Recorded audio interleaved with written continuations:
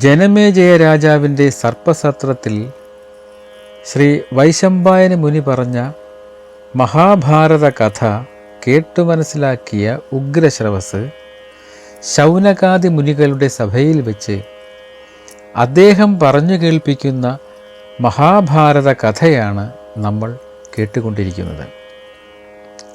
തൻ്റെ ഗുരു വേദനുള്ള ഗുരുദക്ഷിണ കൊണ്ട് കൊടുക്കുന്നതിന് തടസ്സം നിന്ന തക്ഷകനോട് പകരം വീട്ടുക എന്ന ഉദ്ദേശത്തോടെ ഉത്തങ്കൻ ജനമേജയ രാജാവിൻ്റെ സദസ്സിൽ എത്തി.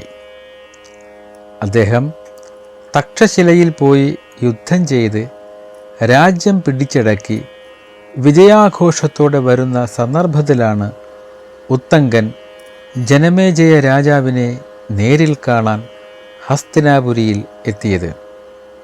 ഉത്തങ്കൻ രാജാവിനെ അഭിവാദ്യം ചെയ്ത് പറഞ്ഞു, രാജാവേ, അങ്ങ് ബാലകനെ പോലെ ഒന്നു ചെയ്യേണ്ട സമയത്ത് മറ്റൊന്നു ചെയ്യുന്നതെന്തിനാണ്? ഉത്തങ്കൻ പറഞ്ഞ വാക്കുകൾ രാജാവ് കേട്ടു. ഒരു കാര്യത്തിലും സ്ഥിരതയില്ലാതെ പ്രവർത്തിച്ചു കൊണ്ടിരിക്കുന്നത് കുട്ടികളാണല്ലോ. ഒന്നിൽ നിന്ന് മറ്റൊന്നിലേക്ക് ചാടിക്കൊണ്ടിരിക്കും.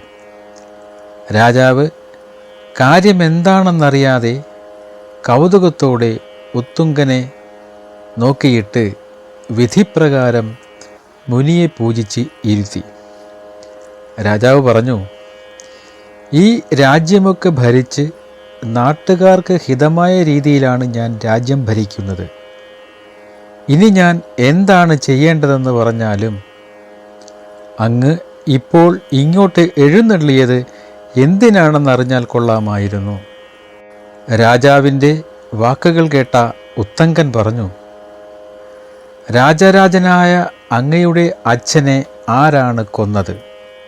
അറിയൂ, ദുഷ്ടനായ ആ തക്ഷകനാണ് കൊന്നത്.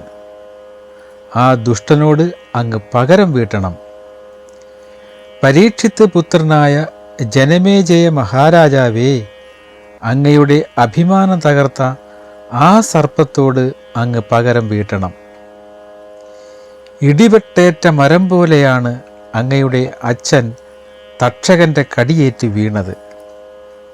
ഞാൻ ശക്തനാണെന്ന ഹുങ്കുള്ളവനാണ് തക്ഷകൻ. രാജർഷി വംശം സംരക്ഷിക്കുന്ന ദേവതുല്യനായ ആ രാജാവിനെ മരണത്തിൽ നിന്നും രക്ഷിക്കാൻ വന്ന കശ്യപ മഹാമുനിയെ പാരിതോഷികങ്ങൾ നൽകി പ്രലോഭിച്ച് മടക്കി അയച്ചവനാണ് തക്ഷകൻ. എരിയുന്ന തീയിൽ ആ ദുഷ്ടനെ ഹോമിക്കണം. അതിനുവേണ്ട ഒരുക്കങ്ങൾ അങ്ങ് ചെയ്യുക. സർപ്പസത്രം തുടങ്ങുക. അങ്ങനെ ചെയ്താൽ അച്ഛനു വേണ്ടി പകരം ചെയ്തുവെന്ന് സമാധാനിക്കാം. മാത്രമല്ല, ആ പ്രവൃത്തി എനിക്കും സമാധാനമുണ്ടാക്കും. ഗുരുവിനു വേണ്ടി ഗുരുദക്ഷിണ സമർപ്പിക്കാൻ ശ്രമിച്ച എനിക്ക് തടസ്സം നിന്നവനാണ് തക്ഷകൻ. ഇതു കേട്ടതോടുകൂടി ജനമേജയൻ്റെ സർവ അംഗവും വിറച്ചു, ഉഗ്രമായി കോപിച്ചു. ഉത്തങ്കൻ്റെ വാക്കുകേട്ട് അദ്ദേഹത്തിൻ്റെ കോപം ആളിക്കത്തി. സർപ്പദംശമേറ്റാണ് അച്ഛൻ മരിച്ചതെന്ന് രാജാവിന് അറിയാമെങ്കിലും ഉത്തങ്കൻ പറഞ്ഞതോടെ അദ്ദേഹത്തിൻ്റെ കോപം ഇരട്ടിച്ചു. അച്ഛൻ്റെ മരണം അദ്ദേഹത്തെ കൂടുതൽ വേദനിപ്പിക്കുന്നത് പോലെയായി. ഉഗ്രശ്രവസ് ഇത്രയും ശൗനകാദികളോട് പറഞ്ഞപ്പോൾ ശൗനക മുനിക്ക് ആദി ഭാർഗവ വംശത്തെക്കുറിച്ച് വിശദമായി അറിയണമെന്നായി. സർപ്പസത്രത്തിൽ സർപ്പങ്ങൾ എങ്ങനെ ഹോമിക്കപ്പെട്ടു? അതിൻ്റെ കാരണം എന്താണ്?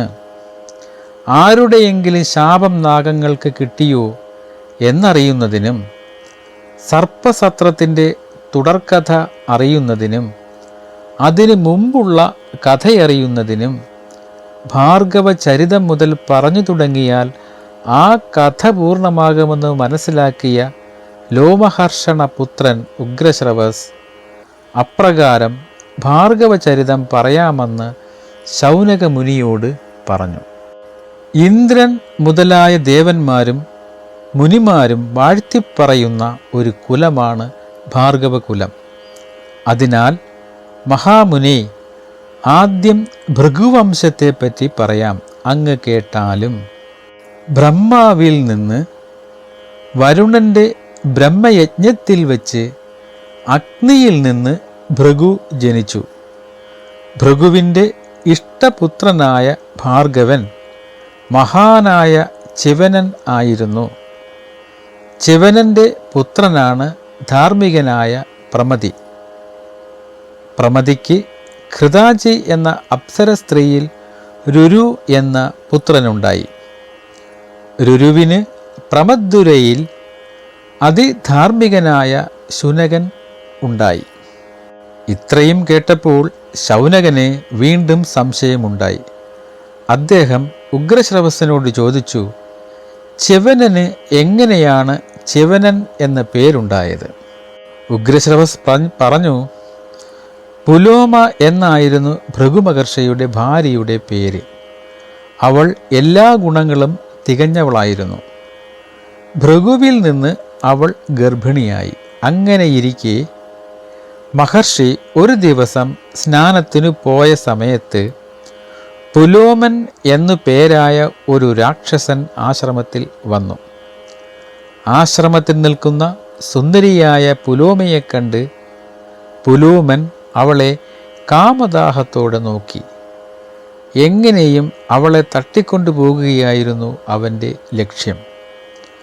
ഭൃഗു ഇവളെ വിവാഹം കഴിക്കുന്നതിന് മുൻപ് അവളെ ആഗ്രഹിച്ചു നടന്നവനാണ് ഈ രാക്ഷസൻ. അവളുടെ അച്ഛൻ യഥാവിധി ഭൃഗുവിനാണ് പുലോമയെ വിവാഹം കഴിച്ചു കൊടുത്തത്. ഈ സംഭവം ഒരു വേദനയായി പുലോമൻ്റെ മനസ്സിൽ ഉണ്ടായിരുന്നു.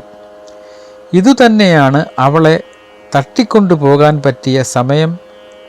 പുലോമൻ ചിന്തിച്ചു. അവൻ ചുറ്റും നോക്കി, ആരെയും കണ്ടില്ല. എന്നാൽ ആശ്രമത്തിൻ്റെ യാഗസ്ഥലത്ത് ഒരു വിളക്ക് കത്തി നിന്നിരുന്നു. ഞാൻ ഇവളെ കൊണ്ടുപോകുന്നത് അഗ്നി കാണും, അറിയും. എന്നാൽ പിന്നെ അഗ്നിയെ ധരിപ്പിച്ചിട്ടാകാം തട്ടിക്കൊണ്ടുപോകൽ എന്ന് രാക്ഷസൻ തീരുമാനിച്ചു. അക്കാലത്ത് അഗ്നിക്ക് പ്രാധാന്യം യാഗശാലയിലായിരുന്നു. രാക്ഷസൻ അഗ്നിയുടെ അടുത്തു വന്ന് ചോദിച്ചു. അവൻ ചോദിക്കാൻ പോകുന്നത് അവന് അറിയാഞ്ഞല്ല, മറ്റൊരാളിൻ്റെ നാവിൽ നിന്ന് സത്യം കേൾക്കാനാണ്.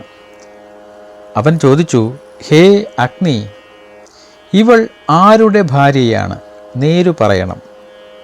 ദേവന്മാരുടെ മുഖമായി നിൽക്കുന്ന നീ കള്ളം പറയില്ലെന്നറിയാം.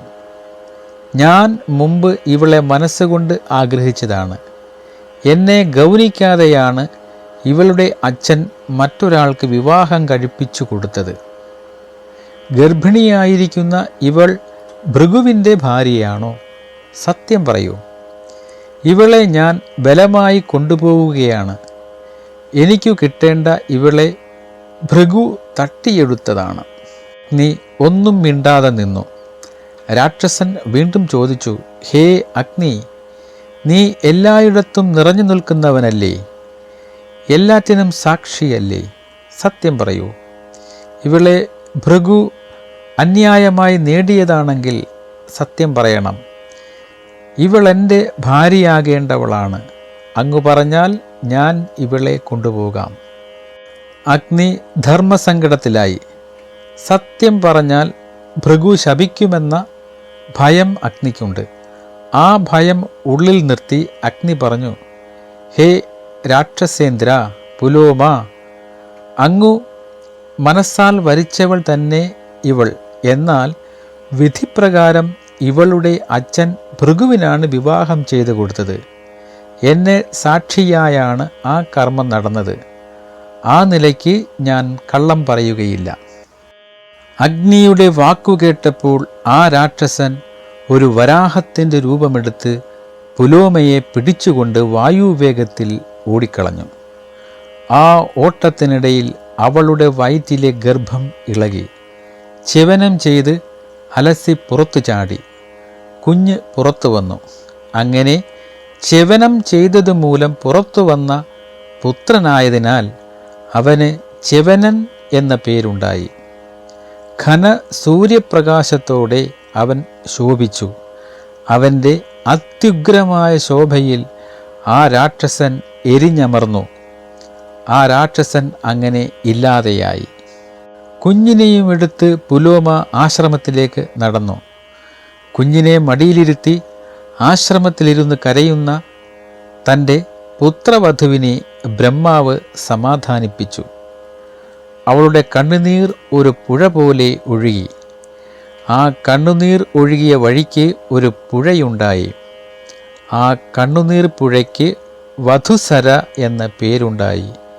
ഇന്നും ച്യവനാശ്രമ ഭാഗത്ത് ആ പുഴ ഒഴുകുന്നു. സ്നാനം കഴിഞ്ഞെത്തിയ ഭൃഗു ഭാര്യയെയും പുത്രനെയും കണ്ട് കോപിച്ചു. ഉണ്ടായതെന്താണെന്ന് ചോദിച്ചു. നിന്നെ കട്ടുകൊണ്ടുപോകാൻ ആ രാക്ഷസനോട് നിന്നെപ്പറ്റി ആരാണ് പറഞ്ഞു കൊടുത്തത്?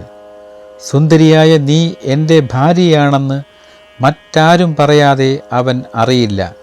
വേഗം പറയൂ, ഞാൻ അവനെ ഇപ്പോൾ ശപിക്കും. പുലോമയ്ക്ക് മറുപടി പറയാതിരിക്കാൻ കഴിഞ്ഞില്ല. അവൾ പറഞ്ഞു, എന്നെ ആ രക്ഷസിനെ കാട്ടിക്കൊടുത്തത് അഗ്നിയാണ്.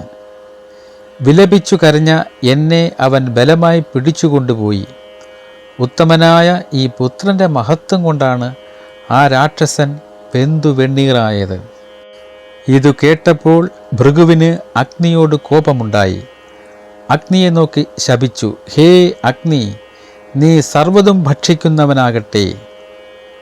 ദേവ ഇടങ്ങളിൽ മാത്രമേ അഗ്നി പ്രകാശിച്ചിരുന്നുള്ളൂ.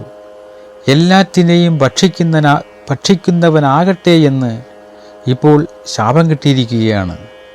ഭൃഗുവിൻ്റെ ശാപമേറ്റ് അഗ്നി കോപത്തോടെ പറഞ്ഞു, ഹേ ബ്രാഹ്മണ, ഞാൻ എന്ത് അധർമ്മമാണ് ചെയ്തത്?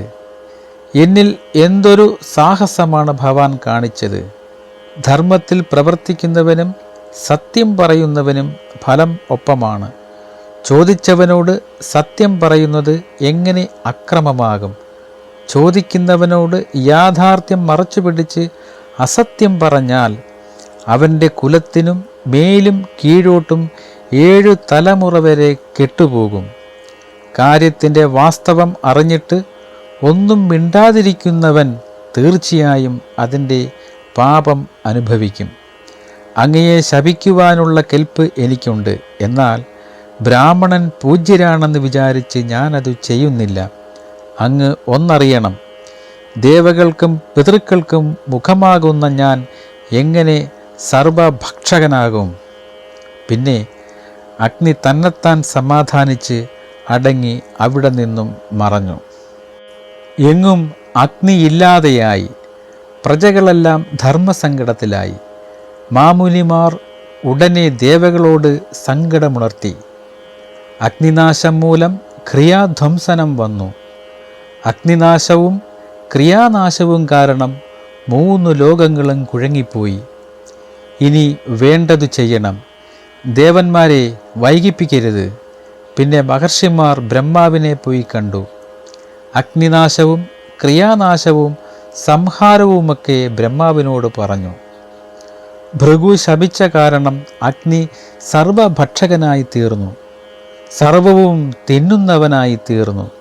ഇത് കേട്ട് ബ്രഹ്മാവ് അഗ്നിയെ അരികിൽ വിളിച്ചു സൗമ്യമായി പറഞ്ഞു, എടോ അഗ്നി, സർവലോകത്തെയും സൃഷ്ടിക്കുന്നതും സംഹരിക്കുന്നതും വിശ്വം ഭരിക്കുന്നതും ക്രിയകൾ ചെയ്യിക്കുന്നതും നീയാണല്ലോ.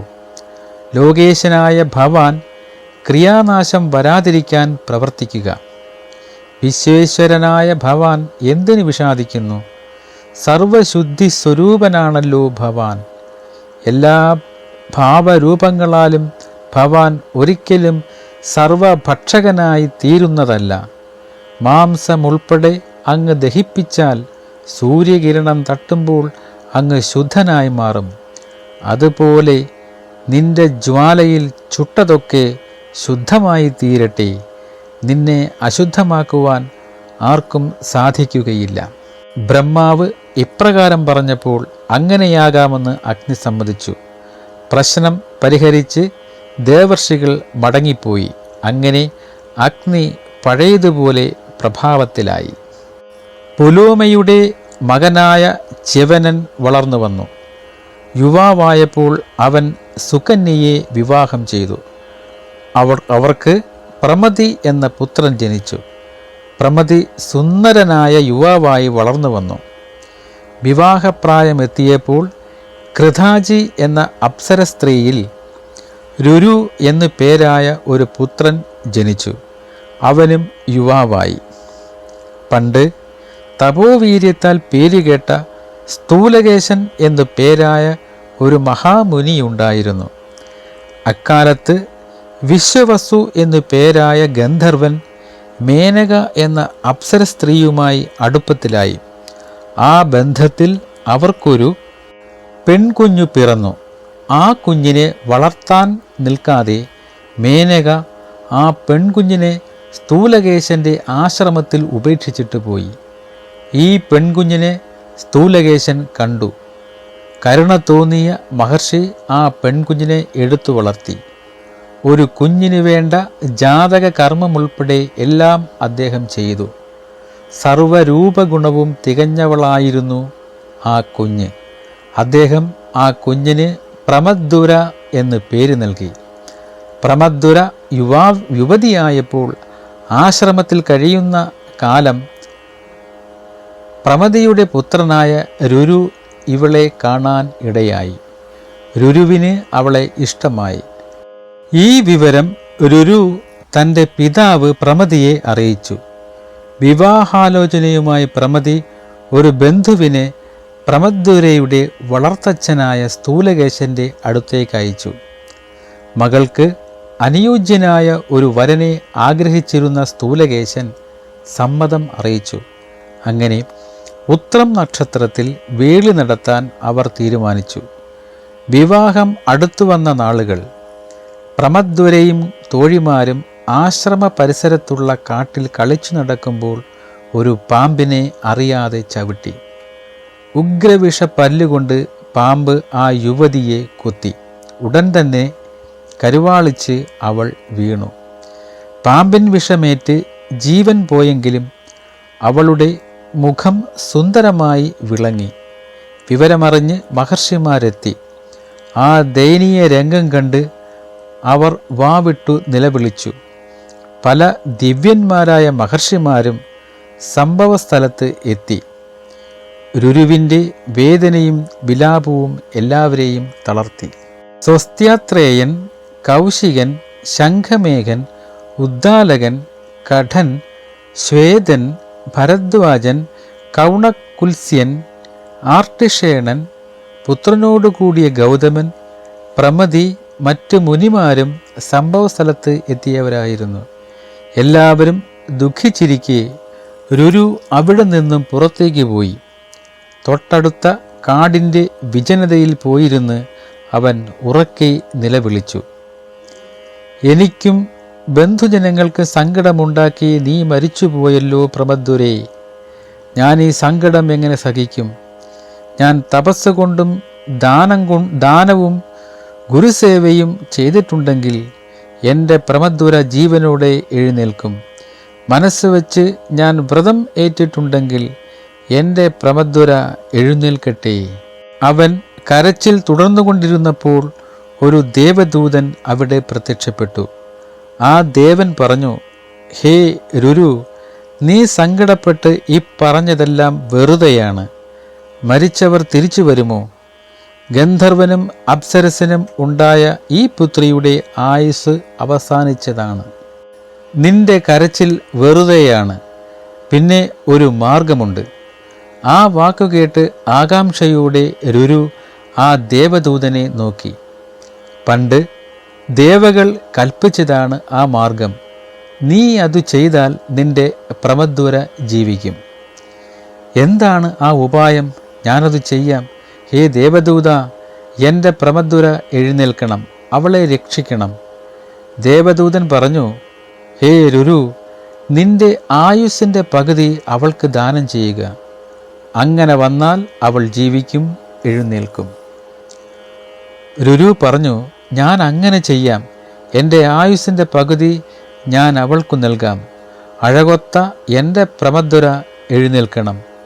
പെൺകുട്ടിയുടെ പിതാവായ ഗന്ധർവ രാജാവും ദൂതനും യമധർമ്മൻ്റെ അടുക്കൽ ചെന്ന് ആവശ്യം അറിയിച്ചു. രുരുവിൻ്റെ പകുതി ആയുസ് കൊണ്ട് പ്രമദ്വര ജീവിക്കട്ടെ എന്ന് ധർമ്മരാജാവായ യമധർമ്മൻ വിധിച്ചു.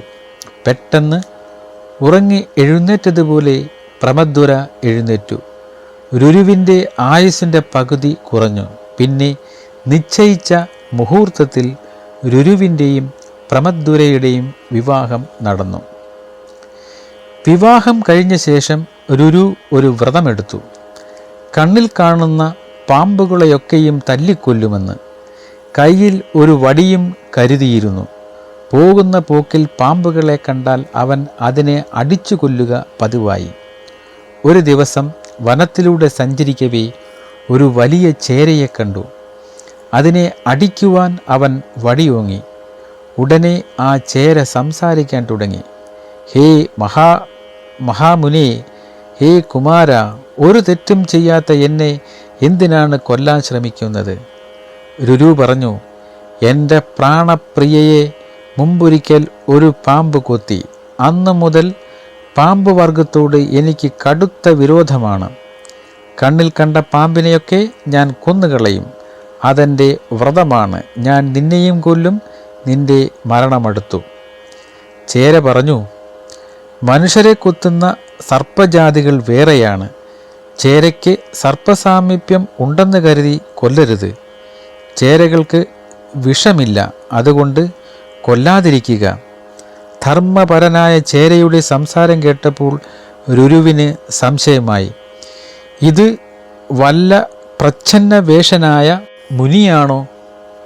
ഭുജംഗഭാവത്തിൽ കാണപ്പെടുന്ന ഭവാൻ ആരാണ്? രുരു ആ ചേരയോട് ചോദിച്ചു. ചേര പറഞ്ഞു, ഞാൻ സഹസ്രപാദൻ എന്നു പേരായ മുനിയായിരുന്നു. ഒരു വിപ്രൻ്റെ ശാപം മൂലം ഞാൻ ചേരയായി തീർന്നതാണ്. ഭവാനെ വിപ്രൻ ശപിക്കാൻ എന്താണ് കാരണമെന്ന് രുരു ആ ചേരയോട് ചോദിച്ചു. അപ്പോൾ ആ ചേര പറഞ്ഞു, പണ്ട് ഖഗമൻ എന്നു പേരായ ഒരു ബ്രാഹ്മണൻ എനിക്ക് ചങ്ങാതിയായി ഉണ്ടായിരുന്നു. അവൻ കൃത്യനിഷ്ഠയുള്ളവനും കോപിഷ്ഠനുമായിരുന്നു.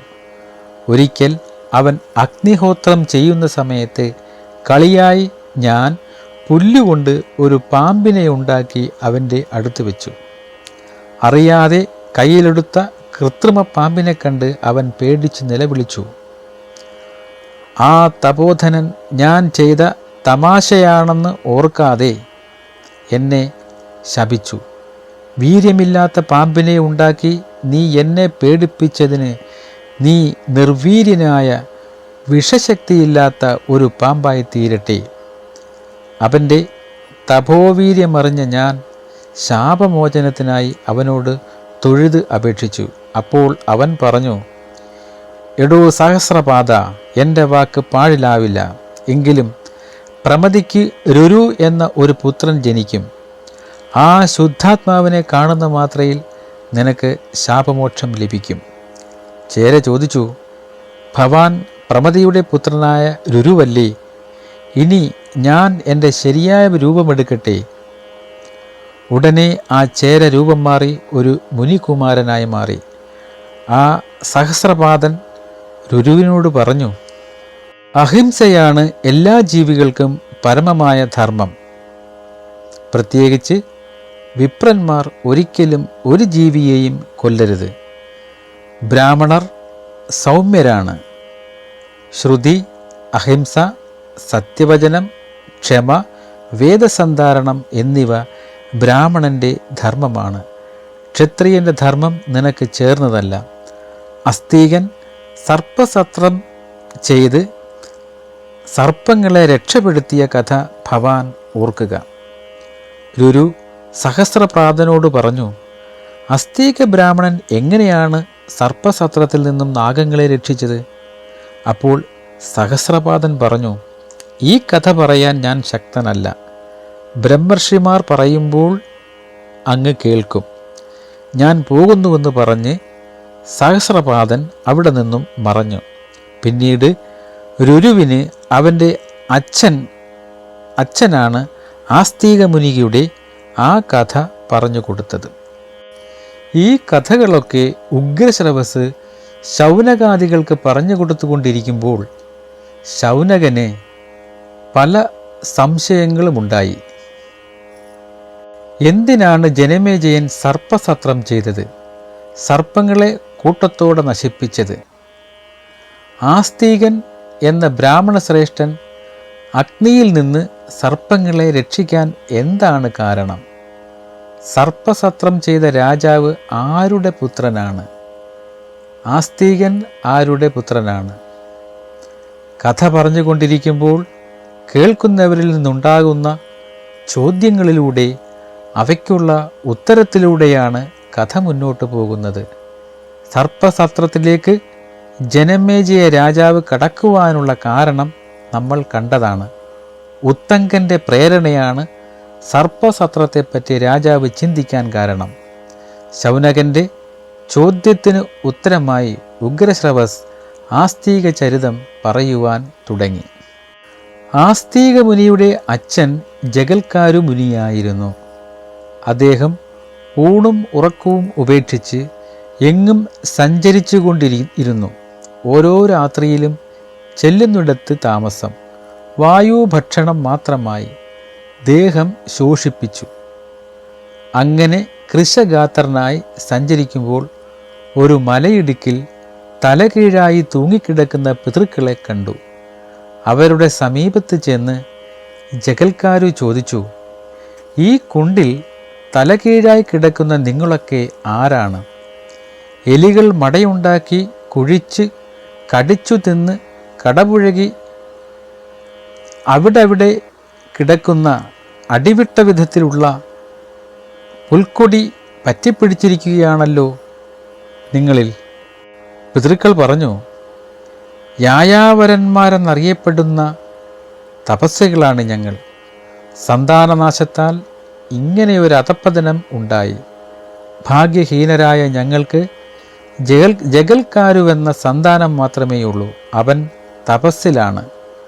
പുത്രന്മാരുണ്ടാവാൻ വേണ്ടി അവൻ വിവാഹം കഴിക്കുന്നില്ല.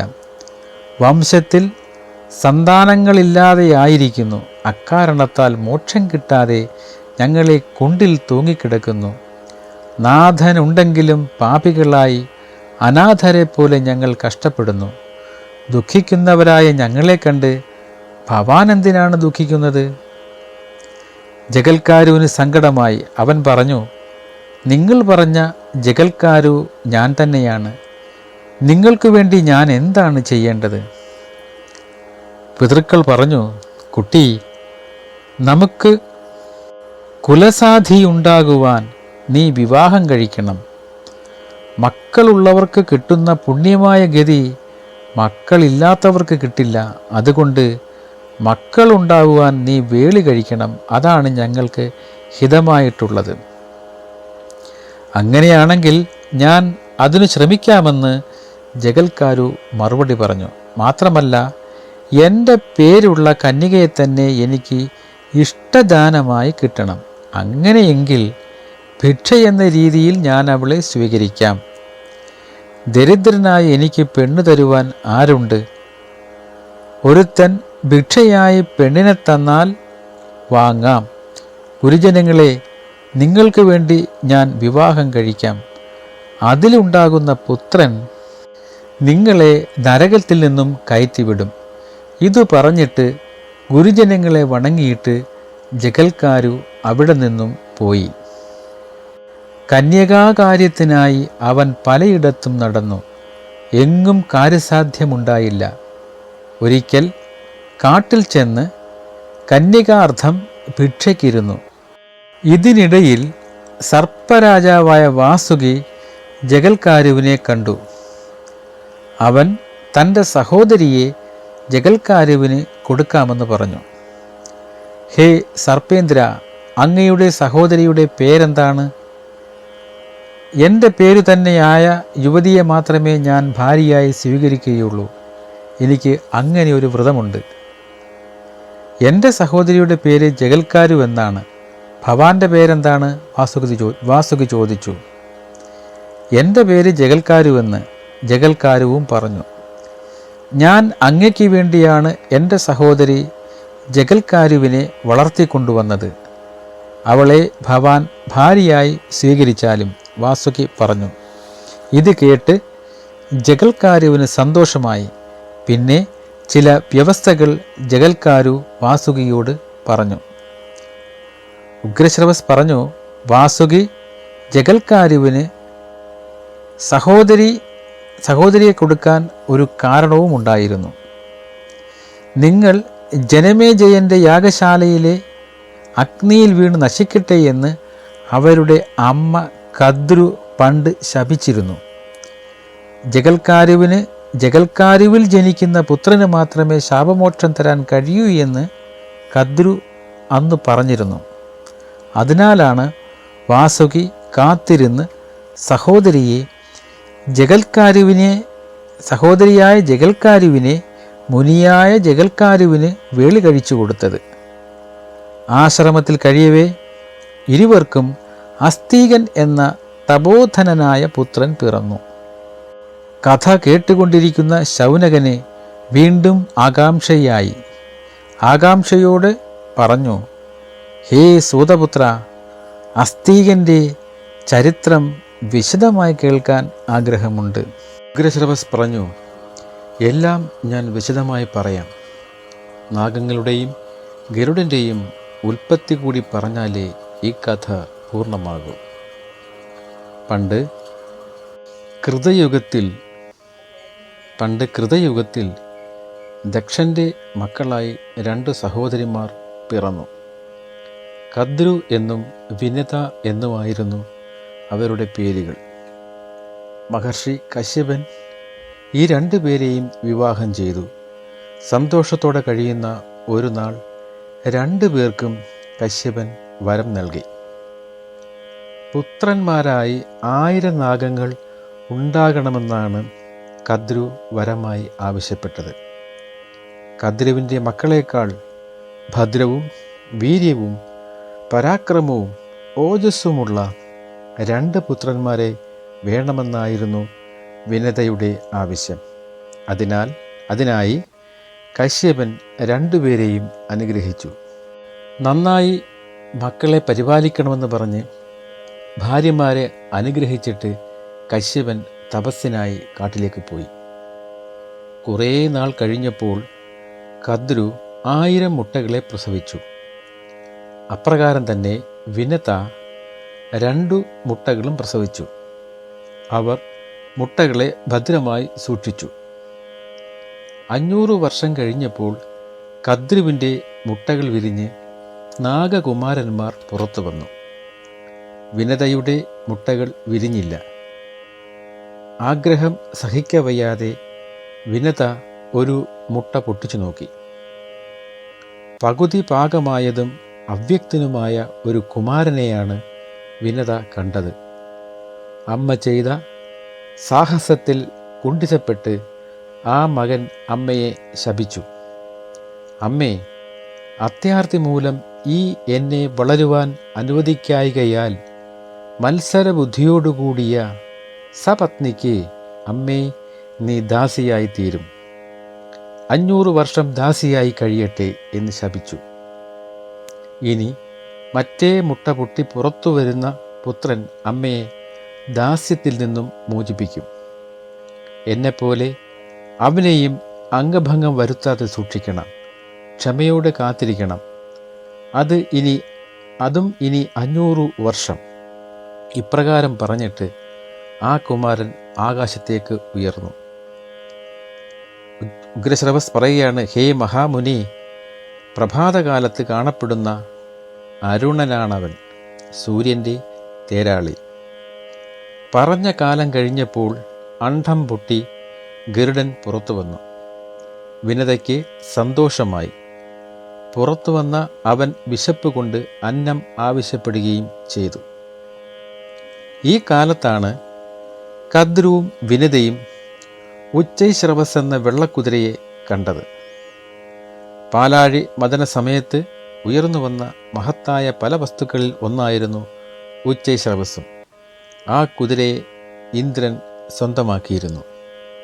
ശൗനകൻ ആകാംക്ഷയോടെ ചോദിച്ചു, എങ്ങനെയാണ് ദേവന്മാരും അസുരന്മാരും ചേർന്ന് പാലാഴി മഥനം നടത്തിയത്? എല്ലാം വിശദമായി പറയൂ.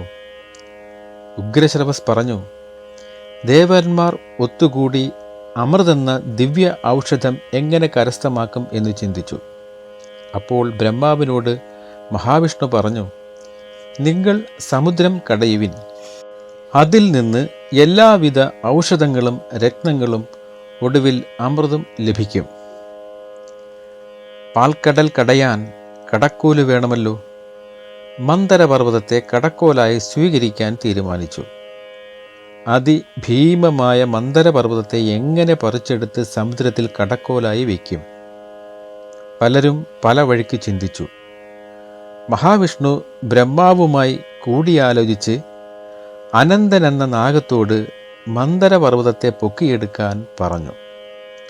അങ്ങനെ ചെയ്യാമെന്ന് അനന്തനും സമ്മതിച്ചു. സമുദ്രം മഥിക്കുവാൻ പോവുകയാണെന്ന് ദേവകൾ സമുദ്രത്തോട് പറഞ്ഞു. സമുദ്രം ഒരു വ്യവസ്ഥ വെച്ചു. മഥനത്തിൽ കിട്ടുന്ന അമൃതിൻ്റെ ഒരു പങ്ക് എനിക്കും തരണമെന്ന് പറഞ്ഞു. ദേവകൾ സമ്മതിച്ചു. പിന്നെ ദേവന്മാരും അസുരന്മാരും ചേർന്ന് കൂർമ്മരാജാവിനോട് മന്ദരപർവ്വതത്തെ സമുദ്രത്തിൽ താങ്ങി നിർത്തണമെന്ന് പറഞ്ഞു. അങ്ങനെ ചെയ്യാമെന്ന് ആദി കൂർമ്മവും സമ്മതിച്ചു. മന്ദരപർവ്വതമാകുന്ന കടക്കോലിനെ ചുറ്റിത്തിരിക്കുവാൻ വാസുകി എന്ന സർപ്പരാജാവിനെ കയറായി ഉപയോഗിച്ചു. അസുരഗണം വാസുകിയുടെ തലഭാഗവും ദേവഗണം വാൽഭാഗവും താങ്ങി വലിച്ചു കടഞ്ഞു. അനന്തനോട് ചേർന്ന് വിഷ്ണു വാസുകിയുടെ ശീർഷം ഉലപ്പിച്ചുകൊണ്ടിരുന്നു. ദേവന്മാർ വാസുകിയുടെ ശീർഷം വലിച്ചു പിടിച്ച് അടിച്ചുകൊണ്ടിരിക്കെ പുകഞ്ഞ തീക്കാറ്റ് അവൻ്റെ വാസുകിയുടെ മുഖത്തു നിന്നും പുറപ്പെട്ടു. ആ പുകക്കൂട്ടം ഒന്നായി ചേർന്ന് മിന്നൽ ചേർന്ന് മേഘപടലങ്ങളായി. തളരുന്ന ദേവസമൂഹത്തിൻ്റെ ഉപരിഭാഗത്തുകൂടി ആ മേഘങ്ങൾ വർഷം പൊഴിച്ചു. ആ മഹാപർവ്വതത്തിൽ നിന്നും വൃഷ്ടിയുണ്ടായി. ഇവയെല്ലാം ദേവന്മാരും അസുരന്മാരുടെയും മേൽ ചൊരിഞ്ഞു. ഇടിമുഴക്കം പോലുള്ള ശബ്ദമുണ്ടായി. പലതരത്തിലുള്ള അനേകം ജലജീവികൾ അരഞ്ഞ് ജലത്തിൽ ലയിച്ചു. വലിയ മരങ്ങൾ ഉലച്ചിലിൽ കടപുഴകി വീണു. മരങ്ങൾ കൂട്ടിമുട്ടി തീയുണ്ടായി. കാറ്റിൽ മേഘപടലങ്ങളിൽ മിന്നൽ പോലെ തീ ആളിക്കത്തി. ആന, സിംഹം മുതലായ മൃഗങ്ങൾ ചുട്ടുകരിച്ചു. അഗ്നി മഴ പെയ്തു. കടലിലെ ജലം പാൽ നിറമായി തീർന്നു. വളരെ നാൾ കഴിഞ്ഞു. ദേവന്മാർ ബ്രഹ്മാവിനെ കണ്ട് സംസാരിച്ചു. ഇതുവരെ അമൃത് കടഞ്ഞു കിട്ടിയില്ല. ദേവാസുരന്മാർ കടഞ്ഞ് തളർന്നിരിക്കുന്നു. ഇത് കേട്ട് ബ്രഹ്മാവ് വിഷ്ണുവിനോട് പറഞ്ഞു, ഭഗവാനേ, അങ്ങ് വേഗം ഇവർക്ക് ശക്തി നൽകൂ എന്ന്. ഇവർക്ക് വേണ്ട ശക്തി ഞാൻ കൊടുക്കുന്നതാണ്. കടല് നന്നായി ഇളകട്ടെ, കടക്കോൽ നന്നായി കറങ്ങട്ടെ, ഫലം ഉടനെ ഉണ്ടാകും. വിഷ്ണുവിൻ്റെ വാക്കുകൾ കേട്ട് തളർന്നു പോയവർ പൂർവാധികം ശക്തിയോടെ മന്ദരപർവ്വതത്തെ കറക്കാൻ തുടങ്ങി. രാത്രിയായപ്പോൾ ചന്ദ്രൻ ഉയർന്നു വന്നു. പിന്നെ ശോഭ വിടർത്തിക്കൊണ്ട് ജലത്തിൽ നിന്നും ലക്ഷ്മി ഉയർന്നു വന്നു. സുരാദേവിയും ശുഭ്രമായ അശ്വരത്നവും ഉയർന്നു വന്നു. കൗസ്തുഭം എന്ന ദിവ്യരത്നം പ്രകാശം പരത്തി ജലമധ്യത്തിൽ നിന്നുയർന്നു വന്ന് വിഷ്ണുവിൻ്റെ വക്ഷത്തിൽ പറ്റിച്ചേർന്നു. പാരിജാതവും കാമധേനുവും ഉയർന്നു വന്നു. ഇവ രണ്ടും ദേവന്മാർ കൈക്കലാക്കി. ലക്ഷ്മീദേവി, സുരാദേവി, ചന്ദ്രൻ, ഉച്ചൈശ്രവസ് എല്ലാം ദേവപക്ഷത്തിലായി. പിന്നെ ധന്വന്തരി ദേവൻ ഉയർന്നു വന്നു. അദ്ദേഹത്തിൻ്റെ കയ്യിൽ അമൃത് നിറഞ്ഞ വെള്ളിക്കിണ്ടിയുണ്ടായിരുന്നു. അമൃത് കണ്ടപ്പോൾ എനിക്ക് എനിക്ക് എന്നു പറഞ്ഞ് ബഹളമുണ്ടായി. വെളുത്തതും 4 കൊമ്പുള്ള ഐരാവതവും ഉയർന്നു വന്നു. അതിനെ ഇന്ദ്രൻ ഇണക്കിയെടുത്തു. പിന്നെ കാളകുട വിഷം പൊങ്ങി, തീയും പുകയും എങ്ങും ദുർഗന്ധവും പരന്നു. ബ്രഹ്മാവിൻ്റെ കൽപ്പനയനുസരിച്ച് ആ വിഷം ശിവൻ കുടിച്ചു തീർത്തു. അങ്ങനെ ശങ്കരൻ ലോകത്തെ ആപത്തിൽ നിന്നും രക്ഷിച്ചു. ആ വിഷം ശിവൻ തൻ്റെ കണ്ഠത്തിൽ നിർത്തി. അന്ന് തൊട്ട് ശിവൻ നീലകണ്ഠൻ ആയി. അമൃതും ഐശ്വര്യവും സ്വന്തമാക്കാൻ അസുരന്മാർ മുറവിളി കൂട്ടി. അവർ അത് കൈക്കലാക്കി. പിന്നെ മോഹിനീ രൂപം ധരിച്ച നാരായണൻ അസുരന്മാരുടെ അടുത്തെത്തി. മായാരൂപമായ അവളെ കണ്ട് മോഹിച്ച അസുരന്മാർ തങ്ങളുടെ കയ്യിൽ കിട്ടിയ അമൃത് ആ സുന്ദരിയുടെ കയ്യിൽ കൊടുത്തു. അമൃതുമായി മോഹിനി മറഞ്ഞു. കുപിതരായ അസുരന്മാർ യുദ്ധത്തിനൊരുങ്ങി. മഹാവിഷ്ണു തൻ്റെ മായാവിദ്യ കൊണ്ട് അമൃത് ദേവന്മാർക്കു നൽകി. ദേവന്മാർ അമൃത് കുടിച്ചു. ഇഷ്ടം പോലെ ദേവന്മാർ അമൃത് കുടിക്കവേ ദേവരൂപമെടുത്തു വന്ന രാഹു എന്ന അസുരൻ അമൃത് മോന്തുവാൻ തുടങ്ങുമ്പോൾ കണ്ഠത്തിൽ എത്തിയ ഉടൻ ചന്ദ്രാർക്കന്മാർ ദേവഹിതത്തിനായി ഇക്കാര്യം വിളിച്ചു പറഞ്ഞു. ഉടനെ വിഷ്ണു ചക്രം കൊണ്ട് അസുരൻ്റെ കഴുത്തു മുറിച്ചു. കുന്നിൻ്റെ കൊടുമുടി പോലുള്ള ആ ദാനവൻ്റെ ശിരസ് പൊങ്ങി ആകാശത്തിലെത്തി ഉച്ചത്തിൽ അലറി. ഉടൽ ഭൂമിയിൽ വീണു. അന്നു മുതൽ സൂര്യചന്ദ്രന്മാരോട് രാഹുവിന് വൈരാഗ്യമുണ്ടാവുകയും അവരെ വിഴുങ്ങുവാനും ശ്രമിച്ചുകൊണ്ടിരുന്നു. ഗ്രഹണം അങ്ങനെയാണ് ആരംഭിച്ചത്. അമൃത് ദേവന്മാർ കൈക്കലാക്കിയത് കണ്ട് അസുരന്മാർ യുദ്ധത്തിന് തയ്യാറായി. ആ കടൽക്കരയിൽ വച്ച് ദേവന്മാരും അസുരന്മാരും തമ്മിൽ വലിയ യുദ്ധം നടന്നു. ദേവകളെ രക്ഷിക്കാൻ നരനും നാരായണനും ദിവ്യായുധങ്ങൾ എടുത്തു. നരൻ ദിവ്യമായ വില്ലും നാരായണൻ സുദർശന ചക്രവും എടുത്തു. ആ യുദ്ധത്തിൽ അസുരന്മാർ തോറ്റോടി. അമൃത് സൂക്ഷിക്കാനായി ഇന്ദ്രനെ ഏൽപ്പിച്ചു. പിന്നെ അത് സൂക്ഷിക്കേണ്ട ചുമതല ഇന്ദ്രൻ നരനു നൽകി. ഇങ്ങനെ പാലാഴ് മഥനത്തിൽ കിട്ടിയതാണ് ഉച്ചൈശ്രവസ് എന്ന കുതിരയെന്ന് പറഞ്ഞുവല്ലോ. ഒരിക്കൽ കടൽക്കരയിൽ വച്ച് വിനതയും കദ്രുവും ഉച്ചൈശ്രവസിനെ കണ്ടു.